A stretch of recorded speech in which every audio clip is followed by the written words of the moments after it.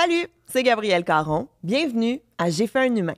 J'ai fait un humain est disponible sur Patreon. Vous pouvez aller vous abonner parce que ça va vous donner plein d'avantages, genre les épisodes en avance ou même des épisodes bonus.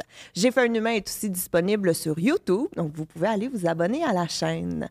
Aujourd'hui, je rencontre Alexandra qui va venir me raconter ses 2 accouchements avec 2 donneurs différents qui ont fini en 2 césariennes. Mais juste avant, j'aimerais en profiter pour remercier un partenaire de l'émission en fait, et ça, c'est Floravie. Floravie sont là pour s'occuper de votre santé sexuelle et de votre bien-être intime, en vous proposant là, toute une gamme de produits hypoallergènes et de grande qualité et conçus au Canada. Si vous allez sur leur site, lefloravie.com, vous allez voir toute l'offre. Il y a des produits tant pour les hommes que pour les femmes. Alors, allez visiter lefloravie.com et si vous utilisez le code HUMAIN15, vous allez avoir un rabais. Bonjour, Alexandra. Salut! Là, je vais t'appeler Alex, OK? C'est bon. C'est bon. Alors, Alex, j'ai vraiment hâte que tu nous racontes ton parcours dans la maternité parce que tu as un conjoint, Ouais. mais tu as eu des donneurs. Oui, exactement. Comment ça? Quand j'ai rencontré mon conjoint, notre première date, il m'a dit, tu sais, t'as la conversation, là, j'avais 30 ans là, quand je l'ai rencontré, fait que t'as la conversation, la première date, veux-tu des enfants? Puis il m'a dit, ben, je suis ouvert à ça, mais moi, je peux pas avoir d'enfants. Donc, de son côté, il y a un problème de fertilité. Fait que j'ai dit, ben, c'est pas grave, moi, c'est pas une priorité. Puis on est passé à autre chose. Fait qu'on est devenu un couple, on a déménagé ensemble, on a acheté une maison, puis là, à un moment donné, on a comme dit, ben, on en veut-tu ou on n'en veut pas? Il faut prendre la décision. Lui, il a 9 ans de plus que moi, fait qu'il fallait quand même pas que ça traîne non plus trop. Fait que là, vu que lui, en théorie, il a les problèmes de fertilité, parce qu'il était marié avant moi, il savait. Il avait déjà tout passé au travers de la fertilité, il avait fait les tests, puis avec son ex, ils avaient décidé qu'ils ne feraient pas les interventions médicales pour avoir des enfants. Parce que c'était ça ma question. Il avait déjà fait tout le parcours en fertilité, Ouais. donc il savait que même si vous rembarquiez là-dedans, ça ne fonctionnerait pas. C'est ça. Fait que ce qui est le fun pour nous, c'est que si on décidait d'aller en fertilité, on n'avait pas besoin d'attendre l'année. Dans les cliniques de fertilité, ils te font essayer pendant 1 an pour prouver là, que tu peux pas avoir d'enfant, mais lui, il savait déjà. Fait que c'était réglé. Fait qu'on en parlait, puis là, tout d'un coup, j'ai comme flashé, puis j'ai dit, ben, si on voulait des enfants, une possibilité, ça serait d'utiliser des donneurs, d'avoir la fécondation in vitro avec son sperme à lui ou d'adopter. Fait que là, c'était un peu nos options. Moi, l'adoption, ça me parlait pas. Donc, c'était déjà écarté pour moi. Puis, je lui ai demandé, j'ai dit, entre la fécondation in vitro qui n'était pas couverte à ce moment-là par la province, donc quoi, 15 000 peut-être, ou un donneur, qu'est-ce que t'en penses? Puis là, il a dit, oh, moi, je sais pas. J'y ai jamais pensé. Puis j'ai dit, ben moi, je veux pas adopter, fait que je comprendrais aussi si t'étais pas à l'aise d'avoir un enfant biologiquement là, qui est pas le tien. Fait qu'il dit, ben je vais y penser. Puis on a comme laissé ça comme ça parce que les deux, c'était pas notre... C'était pas une urgence. Non. Puis je pense que si on n'avait pas eu d'enfant, c'était correct aussi. C'était jamais une priorité dans notre couple au départ. Puis je sais pas, moi je suis sûre que là, ça a pris... Lui, il dit, j'ai pas pensé longtemps, puis moi je suis sûre qu'il a pensé pendant 1 an, là. Je sais pas. Puis il m'est revenu, out of nowhere, il dit, ben j'y ai pensé, puis oui, let's go, on y va avec un donneur. Puis j'étais comme, oh! Fait que là, on fait le projet, là, comme on fait des bébés. OK. Fait que c'est là qu'on s'est rendu. Puis comment tu choisis un donneur? Parce que j'en ai reçu des mamans là, qui ont dû choisir un donneur, que ce soit des solo-parentales ou des couples homoparentales. Oui. Mais là, t'as ton conjoint qui, techniquement, pourrait être le géniteur biologique. Ouais. Comment tu choisis? Est-ce que c'est différent? Oui, ben oui, c'est différent parce que dans le fond, moi, je voulais un peu lui laisser ça à lui parce que c'était lui qui n'aurait pas le côté biologique. Fait que je voulais être sûre que lui était à l'aise avec le choix qu'on prenait parce qu'il y a toujours la possibilité d'aller vers quelqu'un que tu connais. Quelqu'un dans ta vie à qui tu pourrais demander « Est-ce que tu peux me donner ton sperme? » Puis moi, j'avais 2-3 personnes en tête que je nommerai pas parce qu'ils savent... Qui? Ça va être sur Patreon. J'avais 2-3 personnes en tête, puis j'étais comme, on pourrait demander à un tel ou un tel. Puis mon chum était zéro à l'aise. Il dit, moi, je veux pas que cette personne-là... Non, c'est ça, c'est trop proche, je suis pas à l'aise avec ça. Il dit, parfait. Puis là, il y a 2 autres choix. Il y a le don artisanal, puis il y a le don en clinique. C'est quoi artisanal? C'est quelqu'un que tu rencontres, comme si c'était quelqu'un que je connaissais, qui pourrait... Tu sais, il y a des films, puis il y a des affaires où est-ce que ça se passe, là, qui éjaculent, puis qui me le donnent, puis là, on prend, c'est quoi, une poire à dinde, là? Ah oui, c'est la bonne franquette. Oui, là. oui, c'est Ok. ça. Puis, ben, là, il y a eu le documentaire, là, récemment. Père sans enfant, cauchemar. Cauchemar. Mais allez l'écouter sur Crave si vous ne l'avez pas écouté encore. Cauchemar. là. Cauchemar. Fait que là, mais c'était avant tout ça, là, c'était en 2020. Mais moi, j'étais pas à l'aise avec le côté artisanal comme ça, parce que je me disais, on sait pas c'est qui, on sait pas ses antécédents. Mon bébé va avoir 400 frères et sœurs, puis je le saurais pas. Fait que nous, c'était clair qu'on passait par une clinique, et puis il y a les donneurs canadiens, il y en a à peu près 25. 25 donneurs canadiens. Tu regardes le site web, genre des dons, des Canadiens qui ont fait des dons de sperme, puis honnêtement, là, il y en a vraiment pas beaucoup. Fait que là, finalement, tu te retournes aux États-Unis. Fait que les cliniques de sperme les cliniques de fertilité, là, sperme ou ovule, sont basées aux États-Unis. Est-ce que ça coûte cher? Moi, j'ai payé la paillette, le premier, c'était 800 $. Puis qu'est-ce que tu as avec 800 $? T'as un petit tube de sperme. Puis ça, c'est une shot? Une shot. OK. Ouais. Puis est-ce qu'ils te donnent comme un kit? Tu sais, ça me fait penser au kit genre Ancestry.com, là, où tu sais, les trucs que tu reçois ça par la malle, puis là, tu as tous les petits outils. Fait qu'aux États-Unis, oui. Si tu le fais aux États-Unis, tu peux le faire livrer par FedEx chez toi, puis ça vient dans une espèce d'affaire congelée. Mais moi, j'étais en clinique, fait que pas du tout. Fait que moi, c'était envoyé à mon premier, c'était à McGill, fait que c'était envoyé à la clinique de fertilité de McGill, puis là, je me présentais, puis tout se faisait là, par le médecin. OK. Fait que moi, j'ai vu l'échantillon, ils me l'ont montré. Là. Ils te l'ont montré. Pourquoi? Pour montrer que c'était mon oncle. Ça, c'est un petit échantillon de sperme. Puis c'est pas beaucoup, là, parce qu'ils nettoient, fait qu'ils prennent juste les nageurs. Fait qu'ils enlèvent tous les nageurs qui sont morts, puis ils enlèvent tout le liquide. Ben, je sais pas. On n'est Je pas sais médecin. pas, je veux pas savoir le détail nécessairement, mais c'est petit, là, c'est comme un centimètre de liquide dans un petit tube. Ouais, c'est ça. Puis là, il te le montre. Ouais, il y a peut-être ton bébé mais il te le montre, là-dedans. je pense, pour te montrer que ton nom est écrit dessus. Ah, genre OK. pour être sûr que c'est lui qui t'a commandé. OK. Ben Mais attends, on n'a même pas parlé de ta commande. on est allé super vite. Fait que ton chum, Ouais. c'est à lui un peu que tu lui as mis ça entre les mains, Ouais. genre choisis le donneur qui Ben, te convient. Fait qu'à la clinique McGill, il y a 3 banques de sperme avec lesquelles ils travaillent aux OK. États-Unis. Puis le prix variait entre 800 et 1500 $ de la paillette. Et à ce moment-là, il n'y avait pas la fertilité, la fécondation in vitro au Québec, mais l'insémination était couverte. OK. Puis tu avais le droit à 9 cycles à ce moment-là, 9 inséminations.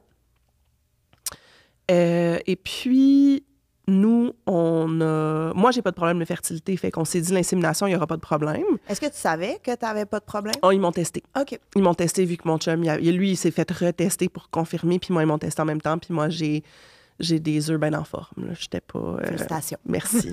Pas de problème, pas d'inquiétude. Fait que c'est un site web, puis c'est comme un site web de online dating. Là. Tu regardes, puis là, tu coches, je veux-tu qu'il soit blanc ou noir, 6 pieds 10. Arc, 6 C'est pieds grand 10. quand même. C'est très grand. Pourrait, je suis pas sûre qu'il y en aurait. Genre, c'est ça, toute la taille, la couleur des yeux, l'éducation, la religion, tu peux tout choisir. C'est drôle quand même, la religion, parce que, tu sais, c'est pas génétique. là. Ouais, mais c'est américain. OK. Je sais pas si au Canada, ils donnent ce choix-là, mais aux États-Unis, il y a vraiment tout. Puis il y a aussi les antécédents de santé. OK. Puis les plateformes américaines. Ces plateformes-là, ils testent la génétique pour 330 conditions. Fait que moi, c'était ça aussi avec les donneurs artisanaux que j'étais pas sûre. Tu sais, je me suis dit, on sait-tu s'il y a la fibrose kystique, c'est une affaire. S'il y a un cancer super rare, c'est une autre affaire. Fait que là, bon, en principe, on va faire confiance au processus. Ce qui est marqué sur le site, c'est vrai. Fait que là, il y a dans le fond, il y a toute la description de la personne. Il y a des photos. Fait qu'il y en a qui ont juste une photo d'enfance, puis il y en a qui ont des photos de toute leur vie jusqu'à l'âge adulte. Fait que là, tu peux comme voir de quoi ils ont l'air à différentes étapes de Ouais. leur vie, puis essayer de faire un mix, genre moi et lui, de quoi on va avoir l'air Ouais. potentiellement. Ouais, ben comme par exemple, j'ai une amie qui est d'origine chinoise, puis son conjoint il est blanc aux yeux bleus, puis lui non plus ne pouvait pas avoir d'enfant, fait qu'ils ont choisi un donneur blanc aux yeux bleus OK. pour que le bébé ressemble au papa, jusqu'à un certain point. Principalement parce que tu n'as peut-être pas envie de raconter ton histoire à tout le monde au monde. Tu sais, j'aurais pas pris un donneur asiatique, mettons, parce que je voulais pas que les gens disent « Ah, est-ce que ton enfant est adopté? » Puis que je suis obligée d'expliquer que non, mais non, tu sais, toute l'histoire. Ouais. Fait qu'on est sur le site, puis on regarde, puis il y a des conditions médicales, il y a des choses que tu vérifies là, pour être sûr. Fait que là, dans ma catégorie de choix, j'avais pas 1 million de choix. Mettons, j'avais 20 donneurs à choisir. C'était quoi, mettons, les critères que ton chum et toi, vous vouliez? On n'était vraiment pas limités. Moi, c'était plus la santé. Fait que d'être sûr qu'il n'y avait pas d'antécédents. Moi, j'en ai pas. J'ai pas de maladie génétique dans mon background, mais on n'en voulait pas. Mais mettons des maladies qui causeraient de la douleur ou des choses difficiles. Moi, je voulais un roux. C'était juste drôle. J'étais comme, hey, j'aimerais ça qu'il soit roux, mon bébé. Mais c'était pas un critère principal. On n'avait vraiment pas beaucoup de critères. Vraiment pas. C'était juste qu'on voulait qu'il soit blanc, juste à cause de ces questions-là que je t'ai dit que je voulais pas qu'on ait des conversations obligatoires à chaque fois. Puis, on voulait aussi savoir les raisons. Parce que là, eux, ils répondent à des questions, puis ils font des entrevues, fait que t'entends leur voix, puis ils écrivent comme une lettre, des fois, à l'enfant. Fait qu'on voulait savoir c'était quoi la raison du don. Puis aux États-Unis, la raison pour laquelle tout le sperme vient des États-Unis, c'est que les donneurs sont payés. Fait que c'est quand même un coût d'argent si t'es un bon donneur. Fait qu'on voulait voir aussi les raisons de la personne. Puis tu sais, il y en a un qu'on avait choisi, on était comme « Ah, on l'aime vraiment, on aime son côté, nanana ». Puis là, on écoute, puis ça dit « Ah, je l'ai faite parce que je voulais de l'argent pour faire la fête avec mes amis. » On est loin du truc romantique de « je veux donner la chance à une famille ». Fait qu'on a dit « Ouais, non, c'est out ». Puis là, je me rappelle plus trop. On avait choisi un, puis finalement, il était pas disponible. Ils m'ont appelé comme la veille de me le shipper, puis ils m'ont dit « Il est pas disponible, t'as genre 2 heures pour en choisir un autre si tu veux faire ton insémination ce mois-ci, sinon tu perds un mois. » Puis j'étais comme « Ben là, on était au resto, puis là, je pleurais. Puis j'étais comme, non, comment je vais choisir? Nanana. Fait que là, on en trouve un autre, il est disponible. Puis ses raisons pour donner, c'était qu'il avait déjà eu ses enfants, il avait déjà fini sa famille, puis il y avait d'autres amis qui avaient des problèmes de fertilité, fait qu'il avait voulu donner pour redonner la chance à d'autres. Exactement ce que tu viens de nommer. Yeah. Fait qu'on l'a pris, il avait l'air gentil. Moi, c'était vraiment ça. Mon chum, il est vraiment gentil. Fait que c'était comme, on voulait quelqu'un aussi qui était gentil. C'était aussi simple que ça. Basé sur un profil en ligne. Basé sur un profil en ligne, puis qu'on espère que c'est vrai, puis qu'il a dit la vérité.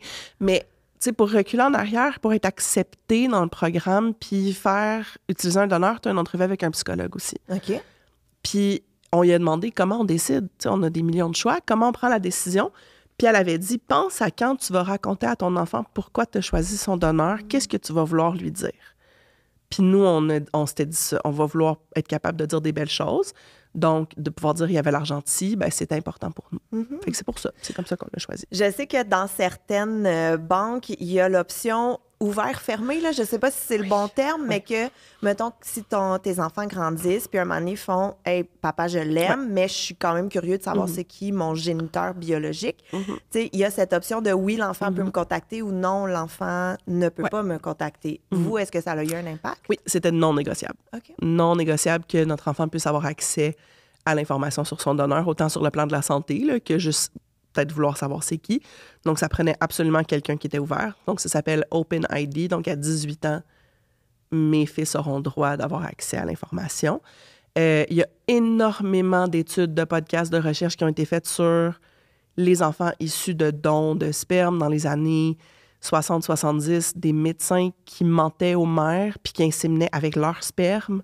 Oh non, c'est horrible. Mais voyons donc. Ah non, horrible. Premièrement, je savais même pas que ça remontait de si loin que ça, médicalement parlant. Là. Oui. Mais ça va pas. Non, c'est dégueulasse. Fait que là, des gens qui savaient pas, puis là, ils font 23andMe, puis là, ils apprennent que leur père, c'est pas leur père. Puis la mère, elle savait même pas. Parce que la mère, elle se faisait inséminer, puis elle pensait que c'était son mari, puis finalement, c'était son médecin. Oh non, c'est dégueulasse, là. Fait que nous, on a tout ça, puis moi, je veux tout savoir. Moi, je veux tout lire. Fait que là, je savais tout, puis j'avais tout lu. Fait que là, j'étais comme, OK, il faut vraiment qu'on prenne les bonnes décisions. Ah, c'était stressant. Fait que là, c'est ça. On a pris un donneur qui était ouvert, qui était prêt à rencontrer, mais pas rencontrer, mais à être contacté, mettons. Ouais. En sachant aussi que lui, il a 3 enfants. Fait que d'avance, d'emblée, mon enfant, il a 3 demi-frères, demi-sœurs.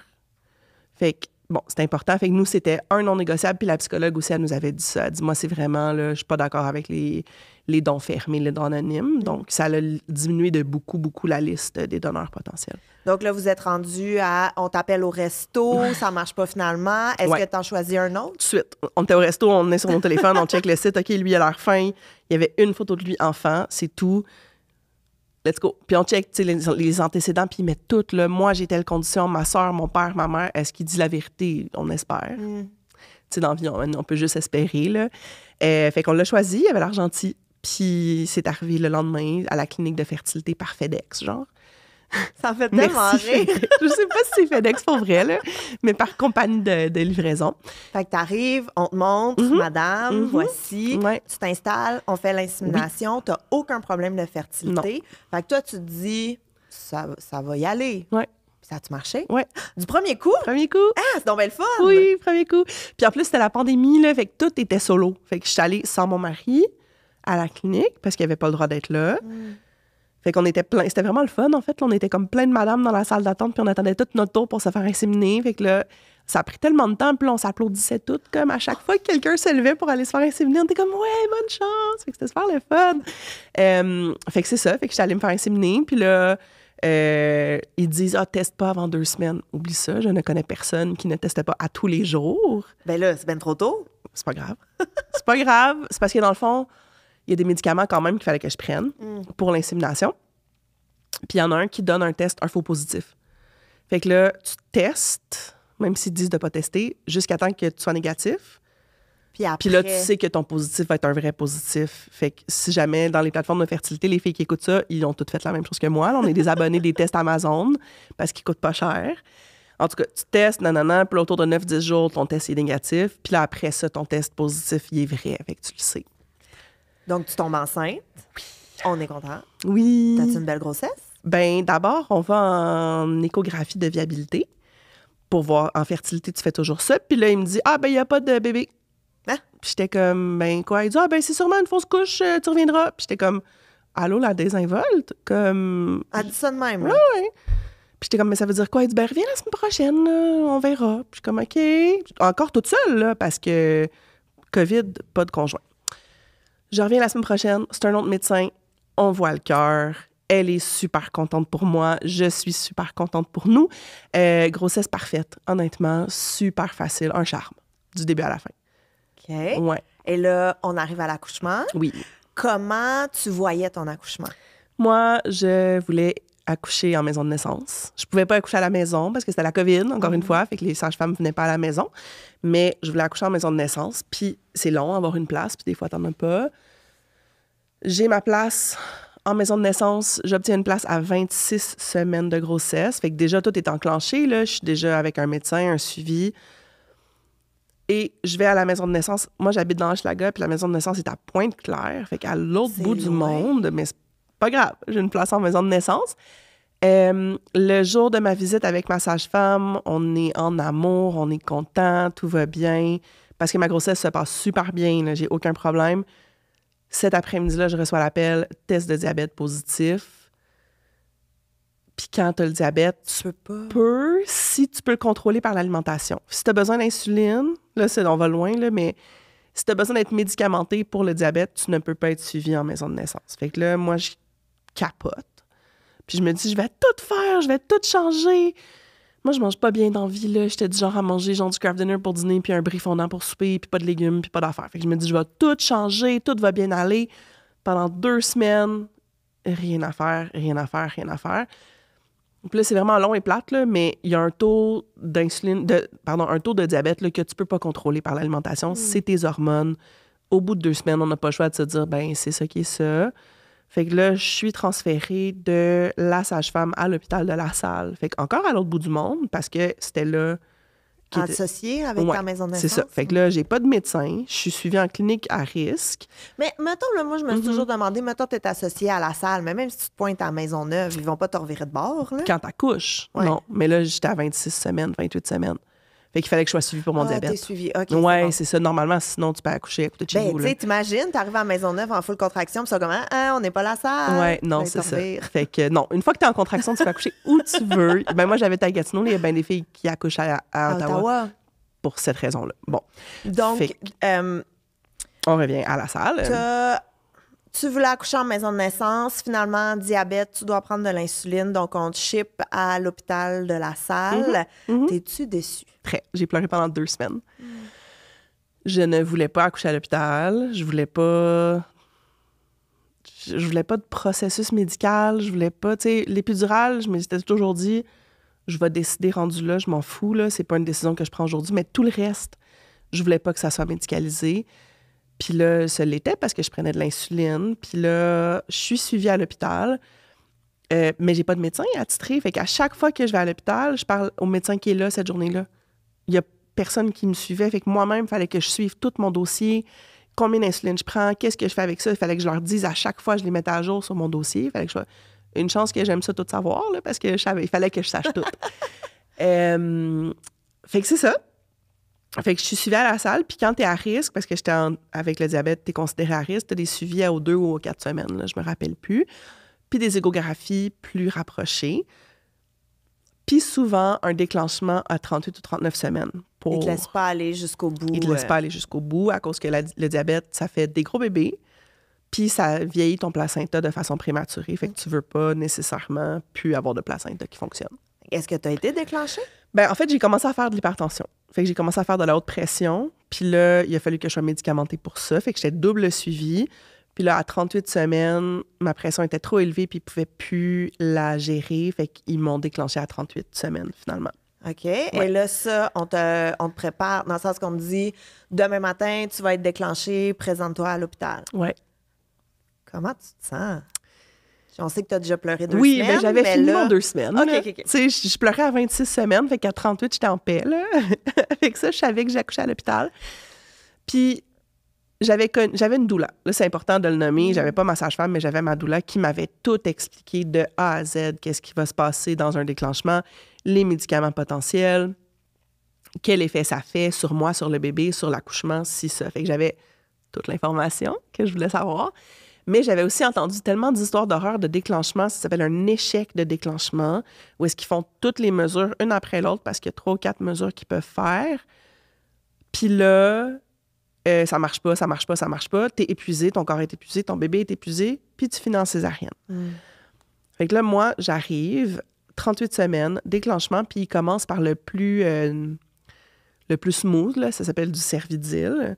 Puis c'est un gel qui te met sur le col pour faire maturer ton col, pour que tes contractions commencent, puis que le travail commence. Ouais. Fait que dans le fond, moi, je suis arrivée le soir parce qu'ils te le mettent au dodo, puis tu dors à l'hôpital, tu fais 12 heures, puis après, ils vérifient ton col. Ça n'a pas bougé. Fait que dans le fond, ils m'ont mis mon Cervidil, mettons, à, 8 heures le soir. 8 heures le matin, j'étais ouverte à 0. Alors, on passe à la prochaine étape. Encore le Cervidil. Ah, une deuxième fois? Oui, ils font 2 fois 12 heures. OK. Fait que là, avec la deuxième application de Cervidil, j'ai commencé à avoir, pas des vraies contractions, là, mais des serrements là, de la bédaine. Puis là, mon bébé, on sentait que son cœur ressentait les contractions, si on veut. Fait que j'ai fait 12 heures de ça. Et après 12 heures, j'étais ouverte à 0 cm encore. Fait que là, j'étais comme, bon, ça va bien. Fait que là, à l'hôpital de la salle, tu rencontres le médecin, mais juste pour savoir c'est qui, c'est vraiment l'infirmière qui te suit de A à Z. J'étais super bien suivie. Fait qu'elle aussi, elle m'a comme tout expliqué mes choix. Puis là, elle m'a dit, t'as déjà eu 24 heures de Cervidil. On peut pas te mettre un ballonnet pour ouvrir ton col parce que c'est une ouverture mécanique, mais ton col n'est pas ouvert. T'es à 0, on peut pas te forcer un ballonnet. On peut pas faire de stripping parce que tout est fermé. Fait qu'on referait un autre 24 heures de Cervidil. Fait que j'aurais eu 12 heures de pause, puis un autre 24 heures. Puis ça, tout ce temps, tu dors à l'hôpital. Ouais. Fait que tu dois comme déjà être un peu écœuré, fatigué. Ben, à la salle, t'as des chambres privées. OK. Puis t'as une salle de bain, puis t'as une douche, puis un bain. Fait que c'était correct, là. J'étais comme grand comme le studio, là. Tu sais, c'était bien. Mais là, j'étais comme, OK, ben, pensez-vous que ça va finir en césarienne? Est-ce que vous avez une opinion comme par rapport à ça?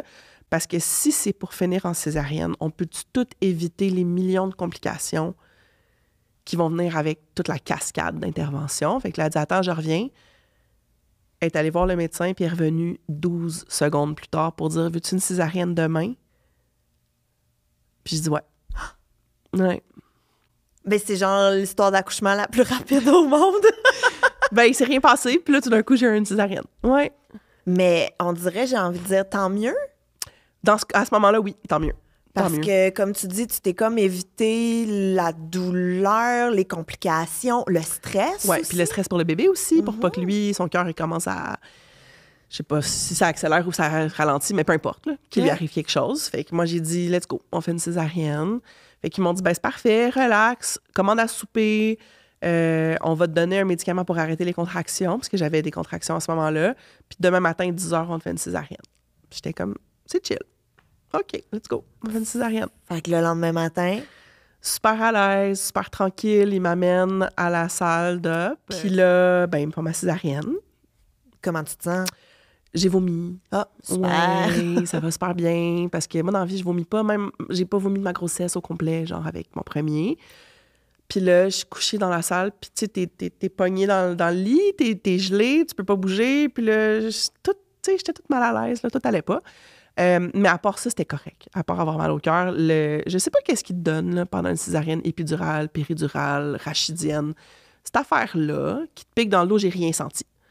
Ils m'ont piqué dans le dos, ils m'ont tout de suite, sont comme « OK, vite, couche-là! » Parce que j'imagine avant que tu perdes le contrôle de ton corps, là, parce que t'es assis, puis là, ils te couchent. En tout cas, fait que là, ils m'ont couché, mon chum est rentré. Puis, moment clé de l'histoire, j'ai donné mon sel, parce que j'ai dit « Tu vas pouvoir prendre des photos la minute qui sort. » Fait que là, il commence l'opération. Puis là, c'était vraiment long. Puis il n'arrivait pas à sortir le bébé. Il était vraiment haut. Il était zéro prêt à sortir. Parce qu'il n'a pas descendu. Il n'a pas descendu. Il savait pas, lui, qu'il se faisait... Que c'était son jour. Non. Il était à 38 semaines. Il chillait, là. Il était très bien. Fait que, dans le fond,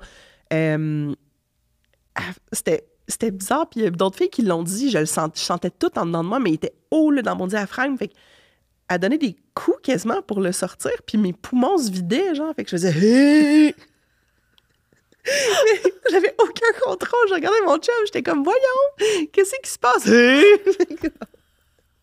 ils sortent, puis j'entends juste comme un petit miaulement, comme un petit... Puis c'est tout, pas de bébé qui pleure, pas rien. Là, tout le monde s'active. Essentiellement, Milo, il s'appelle, mon fils Milo, il est né en détresse respiratoire. Mais ils me disent rien de ça. Puis quand t'es en césarienne, t'es gelé, t'es pogné, puis la table était comme là, derrière moi, derrière mon épaule gauche. Fait que j'étais comme mal assis, mal étiré, en train de dire « Il est-tu correct, mon bébé? Qu'est-ce qui se passe? » Je voyais juste qu'il y avait des cheveux. C'est tout ce que j'ai vu, c'est une petite tête. Puis là, j'arrêtais pas de dire « Il est-tu correct? Qu'est-ce qui se passe? Il est-tu correct? Qu'est-ce qui se passe? » Personne me répondait. Puis là, on dit « Papa, viens. » Ils coupent le cordon de façon cérémoniale, là, parce qu'il a déjà été séparé de mon placenta. Mais le papa peut quand même aller couper le cordon. Fait que là, Chris est allé couper son cordon, puis là, il est revenu auprès de moi, puis je sais toujours pas ce qui se passe, là. Je dis, y a-tu quelqu'un qui peut me dire, il est-tu correct, mon bébé? Fait qu'il y a eu 2 à son premier score, puis quelques minutes après, il y a eu 6. Fait que c'était encore trop bas. Fait qu'ils sont partis avec. Ils sont partis en, je sais pas où, je sais même pas où, ils me l'ont pas dit, ils sont juste partis. Ils ont dit, papa, viens-t'en vite! Fait que là, j'arrêtais pas de dire, je peux-tu voir mon bébé? Y a-tu quelqu'un qui peut me montrer mon bébé? Fait qu'en passant... À la course, l'inhalothérapeute, elle me l'a collé d'en face. Elle dit « Vite, donne-lui un bisou. » Je l'ai pas vu, je l'ai juste senti, c'était chaud. Puis ils sont partis. Puis moi, j'étais toute seule. Il y avait juste la chirurgienne puis une sage-femme qui était avec moi pour apprendre dans ma salle d'op. Puis là, moi, je suis là, j'attends. Je sais pas ce qui se passe. Je sais rien, je suis gelée sur la table. Puis le médecin a dit « Je sais même pas si c'est un garçon ou une fille parce que j'ai même pas eu le temps de le voir tellement ils sont partis vite. » Fait que là, moi, j'étais comme « OK. » J'attends. Et là, après, c'est super long, j'imagine, Oui. là, te faire recoudre, t'envoyer en salle de réveil. Oui. Quand est-ce que t'es informé? Bien là, le moment clé, c'est que c'est mon chum qui avait mon sel. Fait que je pouvais même pas le texter pour dire qu'est-ce qui se passe, il est où le bébé. Fait que là, j'étais en salle de réveil toute seule, j'ai l'impression que c'est un couloir, là, je sais pas. Puis il y a 2 petites infirmières, petites, ils étaient jeunes. Puis là, à un moment donné, je dis, excusez, y a-t-il quelqu'un qui peut me dire s'il est correct, mon bébé? Comme je le raconte, puis j'en reviens pas. Qu'il a fallu que je dise ça, tu sais. Fait que là, elle dit, on va aller voir.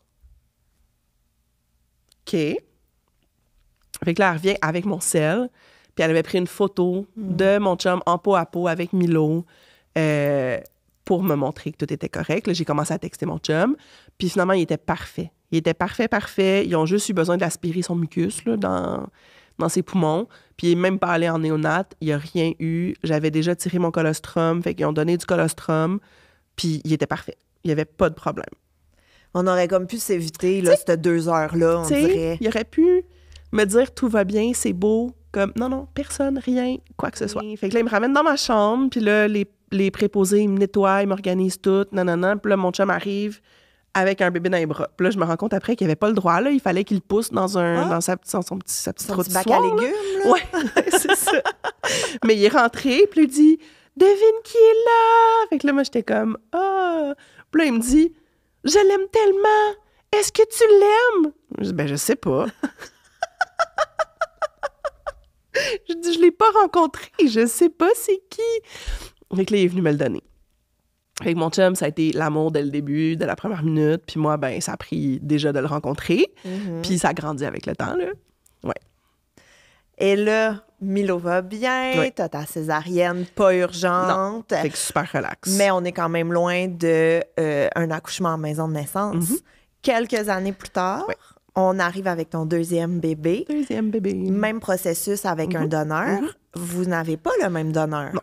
Pourquoi? C'était pas une option. Pourquoi? Parce qu'il y en avait plus. Oh, OK. Parce que dans le fond, nous, on voulait un donneur qui avait pas 7000 enfants.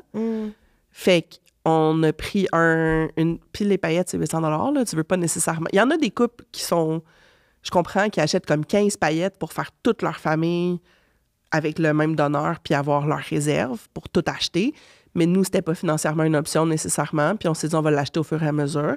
Fait qu'on a eu Milo. Puis quand on a eu notre deuxième, c'était pas une option. Puis c'est cool parce que ça veut dire que Milo sont pas...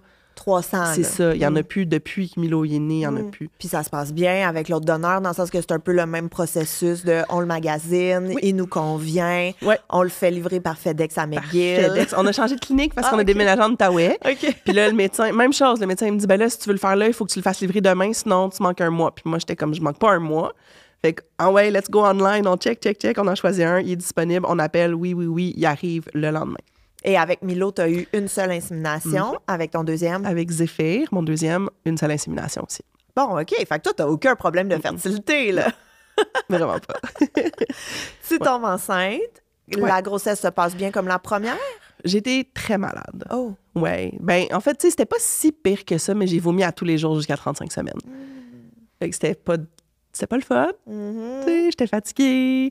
Avec Milo, c'était la pandémie. Fait que je travaillais de la maison puis je sortais pas. Fait que j'étais super relax tout le long. Avec Zéphyr, il fallait que j'aille à la garderie à tous les matins quand même. Puis Milo a eu une pneumonie. Il y avait des otites aux 6 semaines. Moi, j'ai fait une bronchite puis j'ai fait une pneumonie. Ça finissait plus. Comme tout était là pour m'épuiser.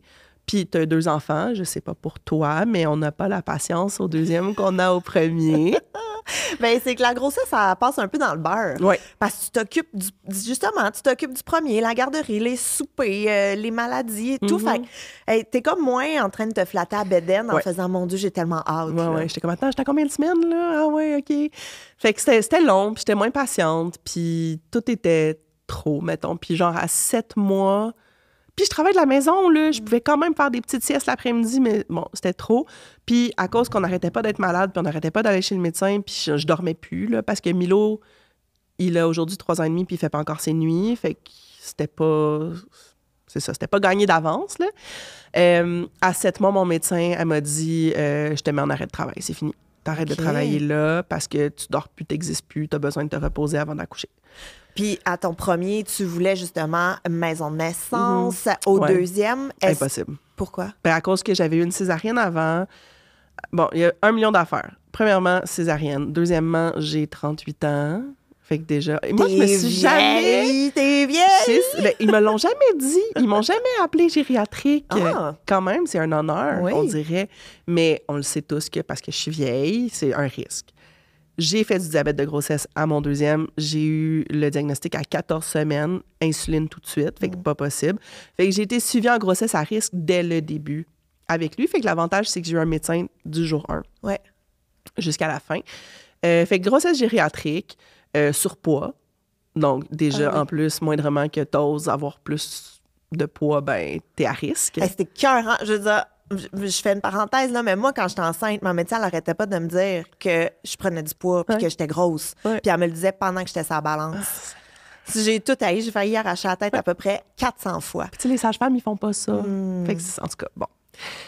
Fait que là, moi, il fallait pas que je prenne plus que 9 livres durant toute la grossesse. Tu sais, 9 livres, c'est ton bébé puis ton C'est placenta, ça. là. C'est ça. Voilà. Ouais.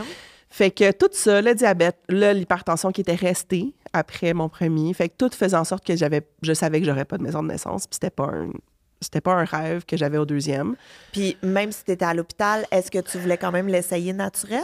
C'était la seule chose que je voulais. Je voulais accoucher naturellement.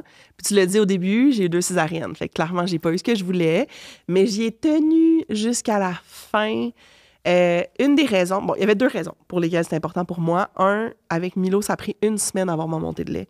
Parce que quand tu as une césarienne... Ah oui, ton corps est pas... Les hormones et tout ça font que ta retarde montée de lait vraiment. Fait que ça a été compliqué. Milo, il a fait une jaunisse. Il a fallu que... En tout cas, c'était compliqué puis déplaisant. Fait que je voulais absolument accoucher naturellement pour aider avec mon lait. Puis aussi parce que je voulais pas la récupération de la césarienne. de la césarienne avec un 3 ans. Très needy quand même. C'est très attaché à sa maman. Fait que je me suis battue. J'ai travaillé avec une doula, une ostéo et une acupuncteur pour essayer de déclencher le travail. Parce que vu que tu as encore du diabète puis que tu fais de l'hypertension, j'imagine ils te disent à 38-39 semaines, on te déclenche. Oui. Ben là, c'est ça. Quand tu as déjà eu une césarienne, ils vont pas normalement te déclencher à cause que, tu sais, il y a des filles qui en parlent, là, le pitocin. Ouais. Apparemment, ça fait des contractions vraiment fortes. Puis avec une cicatrice de césarienne, ça augmente le risque de rupture utérine catastrophique. Fait que moi, ça, j'étais d'accord avec les médecins. Pas de pitocin. C'est beau. Si mon travail commence pas naturellement à telle semaine, on fera une césarienne. Mon médecin m'a dit 39 semaines, on te fait une césarienne. Puis tout le long, je lui ai dit, moi, je veux pas de césarienne. Je veux me rendre au maximum du temps. Je veux tout faire. Puis on arrive à 39 semaines. Ben, à 38,2, là, le temps qu'elle me dit, OK, ben, ta césarienne, c'est telle date. Ouais. Puis tout va bien. Mon diabète est super sous contrôle. Ma pression est sous contrôle. La seule chose qu'ils me prédisent, c'est un gros bébé. Fait qu'ils me disent, bon, on va faire ta césarienne à 39. Puis j'ai commencé à pleurer, puis j'ai dit non. J'ai dit, moi, je veux pas ma césarienne. Je veux attendre. Puis t'as le droit. T'as le droit de tout refuser. Tout. J'aurais pu refuser mon suivi diabète. J'aurais pu refuser tout. Fait que là, moi, j'ai fait toutes mes recherches. Puis j'ai regardé toutes les normes, les règlements dans d'autres pays avec le diabète, jusqu'à quelle semaine c'est sécuritaire d'aller dans la grossesse. J'ai une amie qui est sage-femme. J'ai beaucoup consulté avec elle, avec ma doula, avec tout le monde. Puis il y a beaucoup de pays où est-ce que tu peux aller jusqu'à la fin de la 41e semaine, même avec le diabète. Fait que là, j'ai dit au médecin, je veux pas ma césarienne à 39. Donne-moi encore du temps. Puis elle était pas d'accord. Puis elle s'est fâchée. Elle s'est fâchée contre toi? Oui, parce que j'ai refusé ma césarienne. Fait qu'elle m'a appelée, elle a dit, en tout cas, moi, je suis vraiment pas d'accord avec ta décision, puis c'est vraiment déconseillé, mais OK, je te laisse aller jusqu'à 40, mais après, c'est vraiment pas indiqué. Puis elle m'a jamais reparlé. Après. Mais tu l'as revu. Juste à l'accouchement. Après l'accouchement. Ah, alors, arrêtez de te parler parce que tu as refusé la césarienne. C'est ce que j'ai senti. Bon, après ça, peut-être que c'était autre chose, là. Mais ouais. OK. Ouais. Donc, on arrive à 38 et quelques jours. Tu te fais dire, tu vas avoir une césarienne. Tu dis non, je veux pas de césarienne. Ouais. Et après? Donc, j'arrive. On avait convenu qu'à 40 semaines, j'aurais une césarienne. Puis même pour la césarienne, ils t'appellent genre 3 ou 4 jours avant. Fait que j'avais pas ma date de césarienne. Fait que là, moi, je continue à aller chez l'acupunctrice comme aux 2 jours, à travail de concert avec mon ostéo. On essaie de tout faire. Je prends toutes les thés, les huiles, tout ce que tu peux pour essayer. Puis je me suis dit, à la limite, même si j'ai une césarienne, là, mon corps a eu le mémo que le bébé s'en vient. Fait que mon lait, tout ça va peut-être mieux se passer. 39 semaines et 2 jours, à peu près. Je mange un méga souper. On s'entend, là, je faisais tout, là. Ouais. Fait que là, je mange un méga souper. Puis là, tout le monde niaise. C'est la fête à, je sais pas qui, j'étais chez mon frère. Puis là, tout le monde niaise. Ah, ça va peut-être être ce soir que le travail va commencer. Haha, c'est drôle. J'étais grosse de mon gros bébé. Tu sais, mon bébé prévu. Fait que là, je rentre chez nous. Ma mère habite à 45 minutes de chez moi. Elle rentre chez elle. Je couche mon grand.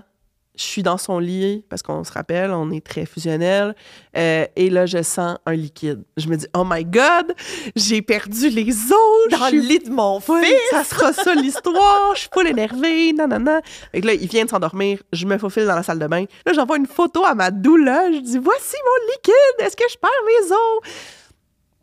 Mais c'était vraiment pas beaucoup de liquide. Fait qu'elle dit, oui, mais ça se peut que ça prenne du temps. Fait que, va te coucher. Moi, je vais aller me coucher, puis demain matin, tu iras à l'hôpital. Fait que tu perds tes os officiellement. Oui. Mais ta doula te dit, va te coucher. Ouais. Fait que tu vas te coucher. Ben, j'appelle ma mère, qui habite à 45 minutes de pour chez qu'elle nous, vienne. pour dire, ben viens-tu, viens pas, qu'est-ce que tu fais? C'est la nuit, elle aime pas ça conduire la nuit, c'est 45 minutes, qu'est-ce qu'on fait? Nanana. Mettons que là, mes contractions commencent dans 2 minutes, qui est-ce qui va s'occuper de Milo? Bon, tout, tu sais. Puis là, finalement, je dis, ben j'aimerais ça que tu sois ici, comme ça, s'il faut qu'on parte pendant la nuit. Mais là, elle aime pas ça conduire la nuit, je veux pas la mettre dans cette situation-là, fait que mon chum part. Puis il va la chercher. Il va la chercher, puis il la ramène chez nous. OK. Fait qu'il est parti 2 heures de temps. Pendant que moi, j'ai fait le ménage, je me suis organisée, j'ai fini ma valise, Milo dormait, tout ça, tout va bien. J'appelle ma meilleure amie, je dis, ben, t'es en stand-by. Si jamais ça arrive pendant que c'est parti, viens t'occuper de Milo. Fait que là, je suis couchée, tout le monde est prêt, ma mère dort avec Milo. Il y a toujours quelqu'un qui dort avec Milo, là, dans l'histoire. Ma mère est couchée dans le lit de Milo. Là, j'ai pas plus de liquide, là, j'ai pas perdu plus mes os. Puis je me dis, ben, c'est parfait. Fait que demain matin, je vais appeler la maternité. Puis là, mes yeux s'ouvrent. Ping! J'ai testé positif au strep B, qui est une infection Ouais, qui vient puis qui part. c'est qu'il faut donner un antibiotique. C'est ça. Fait que tout mon plan s'est écroulé. Faut que tu ailles à l'hôpital. Faut que j'aille à là, l'hôpital. là. Ouais. Ouais. Fait que j'appelle la maternité puis elle dit, ben non, t'as pas le choix, là. Il faut que tu viennes. Il faut qu'on commence les antibiotiques. OK. Cool. Fait que j'ai perdu les os à 9 h, puis à 1 h du matin, j'étais à l'hôpital. OK. Puis là, tu arrives à l'hôpital, on niaise pas, on te donne les antibiotiques. Mais Ouais. est-ce qu'il faut que tu accouches? Non. Fait qu'on te garde. 24 heures. À cause que j'avais le strep B, puis que l'hôpital sont beaucoup plus frileux, mettons, que les sages-femmes, ils te donnent 24 heures après la perte des os pour accoucher, sinon c'est une césarienne. Puis, si j'avais pas eu ma césarienne précédente, il aurait pu me donner du pitocin, etc., Ah oui. etc., mais là, tout ça, c'était non. Là, il faut que je dise que j'étais à l'hôpital de Gatineau et non à l'hôpital de La Salle et qu'il y a une salle de triage pour les mamans qui accouchent. Alors, je suis mise dans un lit. On est 5. Non. Non, non, non, non, non. Ça devrait être illégal. Donnez-nous de l'intimité quand on accouche, pour vrai. Puis c'est pas juste une chambre partagée avec une autre maman. On est 5 mamans en travail actif. Moi, je n'étais pas en travail actif. Mais mettons, c'est horrible. C'est un cauchemar. Cauchemar. Mais là, je suis couchée dans mon lit, puis j'attends mes contractions. J'en ai pas de contractions. J'espère en avoir. Mais t'as 4 mamans à côté de toi qui se tordent, se tortillent, puis sont en pleine Oui, douleur. Là. oui, oui. Il y en a une à un moment donné qui va aux toilettes, puis elle commence à crier. Puis là, l'infirmière a dit « Pousse pas, vite! » Je te jure, j'étais au triage de 1 h à 5 h du matin parce que j'étais pas importante, là, j'avais pas de travail actif. Il y a 3 mères à qui ils ont dit « Pousse pas, t'es à 10 cm! » J'étais comme « On est-tu dans un film? Qu'est-ce qui se passe? » Non, cauchemar. OK. Et là, toi, donc, t'es là jusqu'à 1 h du matin? Non, de 1 h à 5 h. T'es là de 1 h à 5 h du matin? À 5 h, qu'est-ce qui se passe? Mon médecin d'amour, elle vient me voir. Elle me fait un examen du col. Je suis ouverte. Devine, je suis ouverte à combien? 0. 0!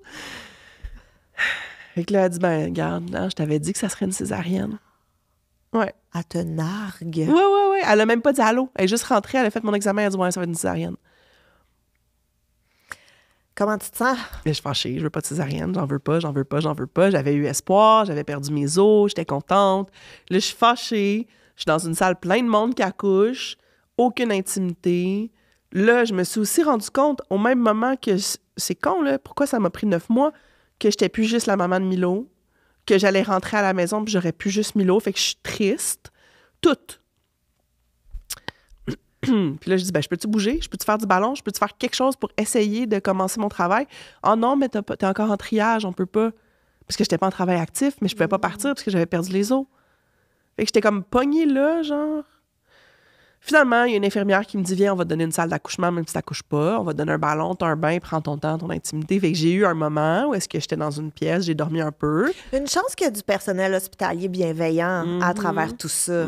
Parce que ça adoucit vraiment ce Une moment-là. Là. Ouais. Fait que là, j'ai eu ma chambre. Puis là, c'est ça, il était 5 h du matin. Puis à 8 h, c'était le changement de shift. Fait qu'à 8 h, mon médecin, elle m'a présenté au médecin qui ferait ma césarienne dans la journée. Qui, lui, était vraiment chill. Vraiment. Je savais c'était qui, parce que Gatineau, c'est petit, là, il y a comme 5 médecins. Fait que je savais déjà c'était qui, parce que j'ai une amie qui avait une césarienne avec lui 3 semaines avant moi. Fait que je connaissais un peu son approche. Lui, très relax. Il dit, moi, ça m'inquiète pas, je suis pas stressée, t'as le strep, c'est poche. On n'a pas le choix. j'avais perdu les os à 9 h la veille. Il dit, fait qu'on aimerait ça que ça soit avant 9 h ce soir. Mais laisse-moi faire ma journée. On va faire les chirurgies prévues. Puis ce soir, on fera ta césarienne. Puis en espérant que d'ici là, ton travail commence. OK. Mais il est le fun. Ouais, vraiment relax. OK, cool. Fait que là, je dors un peu, nanana. Là, à midi, j'ai faim, là. Fait que là, je dis, ben, je peux-tu manger si ma césarienne, c'est ce soir? Puis l'infirmière a dit, oui, il n'y a pas de problème. Mais t'es sûre? Oui. Fait que là, je mange.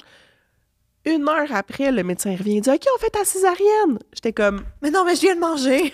je viens de manger, j'en veux pas, je suis pas prête. Qu'est-ce que tu fais? Tu m'as dit ce soir. Là, j'étais dans tous mes états. Puis là, j'étais comme, voyons. Fait qu'il dit, ben non, c'est correct, là, on va le faire ce soir. Fait que là, il s'en va.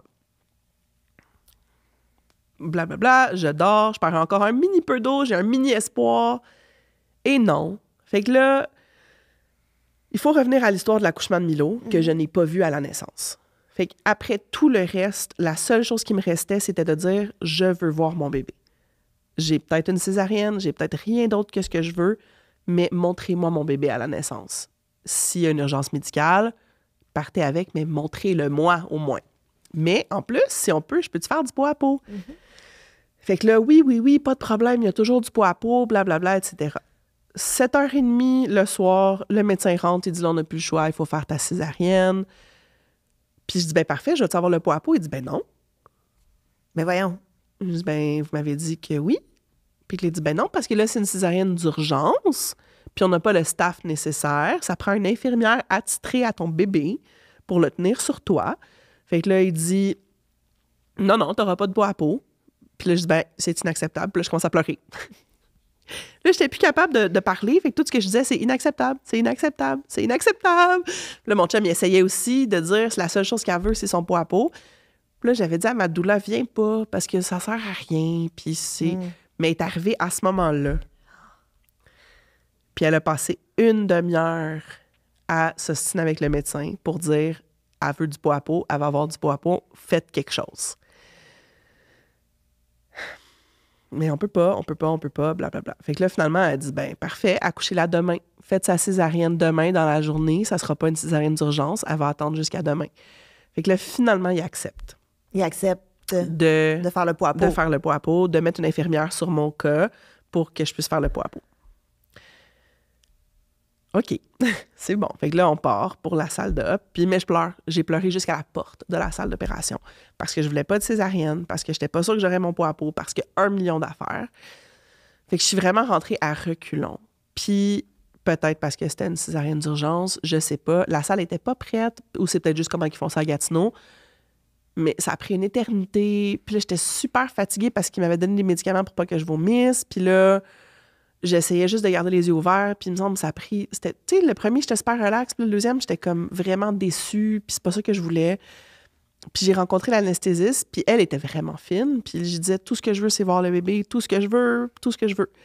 Fait que là, elle dit, OK, c'est noté, là, je sais, on va faire tout ce qu'on peut. Fait que là, ils font ma césarienne, blablabla. Ça se passe bien, comme une césarienne. Puis là, ils sortent. Puis là, l'anesthésiste, là, c'est important, là, elle le prend, puis elle dit, « Maman, regarde! Il est là, ton bébé! Regarde-le, ton bébé! » J'étais comme, « OK, merci. » Super fine, tu sais. Elle riait quasiment de moi, là, mais j'étais comme, « C'est parfait, c'est ça que je veux, je l'ai vu. » Il était gros, là. Il était 10 livres 7. Ben voyons donc! C'est énorme! Énorme. Plus que des jumeaux, genre. J'ai des amis qui ont eu des jumeaux, puis ensemble, ils faisaient pas 10 livres 7. Puis en plus, tu sais, à cause de tous les liquides, puis les médicaments, puis les solutés, il était full gonflé, genre. Il était comme il avait l'air d'un toddler. Il était énorme. Fait que là, tout le monde dans la salle d'op a comme ri de moi. Puis tu sais, de bon cœur, là, de dire, t'es-tu contente de pas avoir eu une césarienne? Puis j'étais comme, non, je la voulais. Je voulais accoucher, puis j'aurais essayé quand même à 10 livres 7. Mais bon, là, ils me disent, ah, ben l'infirmière, pour faire ton pot à pot, est partie sur un autre cas, parce qu'il y a eu 11 accouchements. Hein? 11 madames qui ont accouché en même temps que moi. Fait que fallait du staff, là. Oui, le médecin, c'était le seul, puis ils l'ont appelé 3 fois pendant ma césarienne pour dire, ben là, il y a une madame qui accouche, il faudrait que tu viennes. Puis lui, il était comme, ben là, je suis en train de recoudre ma patiente, je ne peux pas. Ouais, fait que il y avait plus de staff. Hein? Mais l'anest, que j'ai mentionné tantôt, elle est venue. Puis elle m'a mis Zéphyr sur moi. Puis il a même pris le sein. J'ai même pu faire comme non seulement le pot à pot, mais j'ai pu l'allaiter dans les 5 premières minutes de sa vie, qui est essentiel, là, comme si tu peux, c'est le mieux que tu peux faire pour le bébé. Fait qu'ils me l'ont mis au sein, puis je l'ai eu sur moi 10 minutes. Après ça, je regarde mon chum, je dis hey, « Je suis vraiment fatiguée, tu peux-tu partir avec? » Puis après tout ça, j'ai eu du pot à pot 10 minutes, puis j'en pouvais plus. J'étais trop fatiguée. Puis à ce moment-là, l'anesthésie avait commencé à pu faire effet. pu faire effet. Fait que je les sentais me recoudre. Non. Non. Oui. C'est horrible. Comme je sentais là, dans mon abdomen tout ce qu'il faisait. Non. Ouais. Et là, mon chum, il dit, ben là, demande-en plus, là, demande plus de... Puis je dis, non, là, je veux allaiter le plus vite possible, je veux être comme toute là. Fait que je vais prendre la douleur, puis part avec Zéphyr, puis on est correct. Ouais. C'était horrible. Horrible. J'ai tellement mal juste à y penser. Fait que là, bon, c'est ça. Fait que là, il me recouse, puis là, il me met en salle de réveil. Puis je savais pas, quand t'accouches naturellement, ils te font un massage de l'utérus pour arrêter les saignements. Puis les mamans, ils disent que ça fait mal. Mm-hmm. Ben, à Milo, j'ai été gelée des jambes pendant 4 heures, là. Fait que j'ai pas senti. Mais ils te le font avec une césarienne. Mais j'étais dégelée. Fait que j'avais ça, plus les poings, plus tout, puis mon massage, puis c'était horrible. Normal, parce que le terme massage est vraiment pas un bon terme. Non, là. vraiment pas. C'est pas un c'est comme massage. faire du pain, tu sais, comme Oui! pétrir. Pétrir! Ouais. On se fait pétrir! Ouais, Ah, c'est c'est ça. bon, ça. Fait que, hein, tout le monde qui travaille en médecine commence à dire pétrir et non pas massage. C'est ça. Mais après Ouais. ça, donc ta césarienne, tu sens tout, on te fait ton massage, tu retournes en salle de réveil, puis Ouais. tu rencontres Zéphyr rapidement. Après, non, parce qu'il me l'amène pas dans la salle de réveil parce que j'avais pas d'infirmière attitrée. oui. Fait que ça a pas pris de temps. À Montréal, il me semble que c'était plus long avant qu'il me l'amène, mais parce qu'il était en détresse respiratoire. Zéphyr allait vraiment bien. Fait que là, dès que... Je sais pas, j'étais déjà dégelée. Puis ils te lavent pas à Gatineau. Comme à Montréal, ils m'ont tout nettoyé, puis j'étais toute propre, puis enlevé l'iode. Puis non. À Gatineau, non seulement t'as une chambre partagée, t'as pas de douche, puis ils te lavent pas. Ben voyons! Non, dégueulasse. J'avais comme du sang, puis j'avais de l'iode, puis ouais. Puis t'es dans ta chambre partagée Partagé. avec une maman qui vient d'avoir un poupon également. Oui, Aucune intimité. aucune. J'haïs tout de ton histoire. J'ai tout haï. Horrible. Horrible. Ça n'a pas d'allure. Mais oublie pas que tout le monde qui rentre dans ma chambre, « Ah, 10 livres 7, tu dois être contente d'avoir une césarienne! » Excuse, mais c'est vraiment pas cool. Comme j'en voulais pas de césarienne. Au moins, j'en reparlais avec une de mes amies qui va accoucher à Ottawa parce qu'ils ont des chambres privées. J'avais la fenêtre. Parce que l'autre madame, là, est dans un coqueron avec un rideau autour. Fait que moi, j'ai eu 2 colocs. Fait que quand j'étais arrivée à comme 2 heures du matin, elle est avec son bébé dans son petit coqueron. Puis il était tranquille, il était juste 2, c'était vraiment relax. Ils sont partis le matin. Puis là, l'autre fille est arrivée dans le coqueron, puis toute sa famille élargie était là, puis elle a raconté son histoire 47 000 fois au téléphone, pendant que moi, j'étais avec mon nouveau bébé, puis mes douleurs, puis tout mon million d'affaires. Cauchemar. Mais les chambres partagées en postpartum, ça Non. devrait être illégal. Tout le temps à l'hôpital, déjà. Tout le temps à l'hôpital Mais quand encore t'accouches. plus quand t'as un bébé. Non. Non. Non, mais tout le processus devrait se faire en isolement. À ta première contraction, jusqu'à temps que tu retournes chez Tu vous. vois pas personne. Tu vois pas personne. Faut être isolé. C'est pas un moment que tu veux partager avec du monde que tu connais pas. Non. Fait que c'était déplaisant. Puis la chambre de bain, Sur l'étage? non, ben, est partagée entre 2 chambres, fait qu'on est 4 pour une salle de bain. Pas de douche, pas rien. Fait que comme tu rentres, puis là, il y a les couches des autres madames. Tu sais, t'as une couche là, après avoir Ben accouché. Dégueulasse. Non, c'était horrible. Et puis quand t'es postpartum, t'es tellement dégueu, puis tu veux tellement te gérer les fluides tout seul, sans te dire, il y a peut-être une autre maman qui attend après moi pour aller à la salle de bain, là. Non, fait que du début à la fin, là, il y avait rien. Mais tu sais, mon bébé était plaisant, là, ça, c'est le fun. Ben au moins, oui. Mais à part Zéphyr, là. À part Zéphyr, puis mon allaitement s'est super bien passé. J'avais du lait dès le début. Ouais. Fait que ça, c'était super positif. Ouais. Fait que 2 césariennes que tu voulais pas, Ouais. mais 2 bébés que tu 2 voulais bébés que vraiment je beaucoup. voulais, oui, c'est ça. On a parlé que ton chum et toi, vous êtes ensemble, mais que vous avez quand même fait appel à 2 donneurs différents parce que ton chum vit de l'infertilité. Ouais. Mais je trouvais ça important de souligner que des parents, c'est pas nécessairement génétique. Ouais. Parce que tu l'as dit, ton chum est tombé en amour avec Milo dès qu'il l'a vu. Ouais. J'imagine que ça a dû être la même chose Même avec chose. Zéphyr. Même chose. Aujourd'hui, c'est leur papa. Oui, 100%. Fait que, premièrement, vu qu'il ne pouvait pas avoir d'enfant puis qu'il avait déjà été marié, il me remercie régulièrement de lui avoir donné cette possibilité-là d'être papa. Fait que ça, c'est vraiment le fun. Puis pour lui, il n'y a pas de différence. De savoir que les enfants sont ses enfants biologiques ou non, ça n'en est pas une différence. Puis ce qui est super le fun à raconter, puis tout à son honneur, c'est qu'entre les deux garçons, le protocole de fécondation in vitro est devenu couvert par la province. Donc, on aurait pu, pour Zéphyr, utiliser le sperme de mon conjoint. Tous les médecins en fertilité nous ont dit, il n'y a pas de problème. Si vous faites la fécondation in vitro, on peut utiliser le sperme de Chris. Fait encore une fois, j'ai laissé le choix. J'ai dit, c'est toi qui décides, c'est tes enfants, c'est ta relation biologique avec eux. Puis Chris a dit, je veux pas. Il dit, moi, je veux qu'on prenne un donneur pour le deuxième parce que si on prenait mon sperme à moi puis que biologiquement, c'était mon enfant, je voudrais jamais que Milo se sente exclu puis qu'il sente qu'il n'était pas 100% mon enfant vu que l'autre l'était sur le plan biologique. Donc, moi, ça va être juste des enfants avec des donneurs pour que tous mes enfants soient pareils puis que personne se sente plus ou moins mon enfant. C'est tellement beau à entendre, là. C'est vraiment, vraiment magnifique. Là. Mais je pense que tu es la preuve, ton chum et toi, que toutes les familles Ben existent. oui. Puis que aimer un enfant, c'est pas nécessairement avec des liens de sang. C'est être là tous les jours.